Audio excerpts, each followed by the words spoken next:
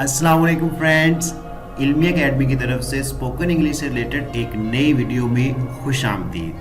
Friends, आज की video में आप लोगों के लिए ऐसे फ़िक्रात लेके आया हूँ जो हम डेली बेसिस पे इस्तेमाल करते हैं, लेकिन बहुत कम लोगों को इनकी इंग्लिश आती है।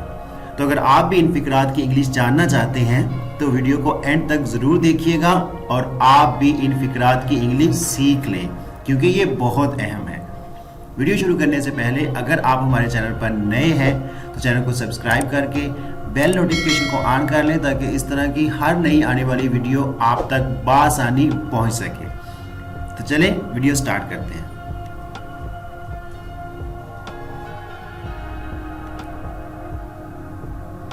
बताओ कहाँ जाना है, इसको इंग्लिश में कहेंगे tell me where to go. Tell me where to go. Tell me where to go. मैं शहर से बाहर था। I was out of city. I was out of city. I was out of city. बोलने से पहले 2 बार सोचें। Think twice before you speak. Think twice before you speak. Think twice before you speak.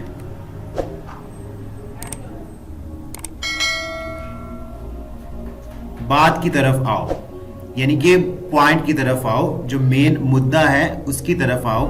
इसको इंग्लिश में कहेंगे come to the point. Come to the point. Come to the point. ये ठीक है, कोई मसला नहीं। It's okay, no problem. It's okay, no problem. It's okay, no problem. क्या आप वहां हैं? Are you there? Are you there? Are you there?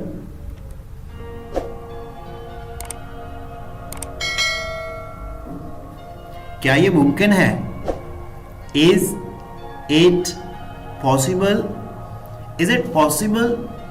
Is it possible? ये मेरा फैसला है। This is my decision. This is my decision. This is my decision. मैं आपका बहुत बड़ा फैन हूं। नॉर्मली सेलिब्रिटीज को देख के हम कहते हैं जी मैं आपका बहुत बड़ा फैन हूं, तो इसको इंग्लिश में कहेंगे I am a huge fan of yours. I am a huge fan of yours. I am a huge fan of yours. Friends, this is our today's video.